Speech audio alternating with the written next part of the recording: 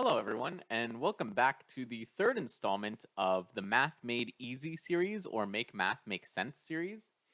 Today, we're going to be talking about one of the coolest concepts in all of mathematics, in my opinion. And this is literally one of my favorite numbers, if not my favorite number, which is the concept of E and the natural log, which is also known as the natural rate of growth. And this is something that you can find all throughout nature.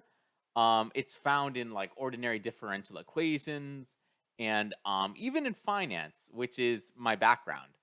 And so, one formula that was used in order to um, approximate the value E was the limits as um, wait, sorry. The limits as n approaches infinity of the function 1 plus 1 over n to the power of n. And so this already like screams like financial, like how much money do I have at the end of time period t. This already screams a formula of a financial nature. But just talking in general of the nature E is that in calculus, whenever you take calculus or if you're in calculus right now, you're going to be asked to find the derivative of e to the x. And luckily, like it's simple. The derivative of e to the x is e to the x, and the integral of e to the x dx is also e to the x. So the derivative is itself, and the integral is itself, and that's a really cool property because it is the natural rate of growth. It is the natural logarithm, and you can find it all throughout nature. Hence, why it's natural, and it's the only um, number that has this property to it. And it's very fascinating.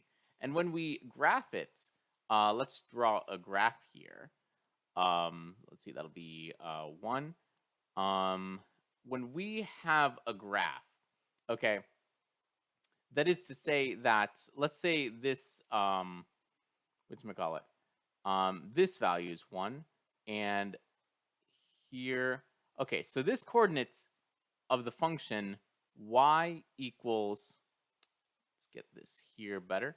All right, so the function is y equals e to the power of x. And this point here is 1 e to the x. Okay. Okay, well, I guess we can just say it's e. Yeah, it's 1 comma e.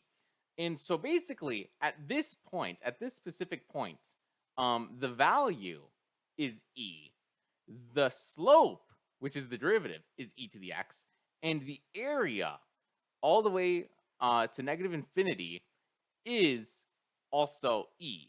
And that is so cool. And that's literally all those reasons is why e to the x is one of my favorite mathematical concepts in all of mathematics. Also, I forgot to mention that in order to help calculus students, I wanted to mention that E is a constant. We can't forget that. And it's equivalent to 2.718. And don't let this confuse you, because when questions are asking for the derivative of E, since E is a constant, that's equal to 0. But when we're asked to find the derivative of e to the x, then it's e to the x, only because we need the variable x in order for it to become a function. And then we can find the rate of growth of the function, which is e to the x, if that makes sense. But e itself, basically the point is, e is a constant. And the derivative of constants is just 0. And so we need the x in order for it to be a function, and to find the rate of growth of the function, then it's e to the x. So I hope this video was helpful for you all. And if you enjoyed the video, please give it a like and consider subscribing to the channel in order to support the channel and find more mathematical content such as this. Thanks, and I'll talk to you guys later.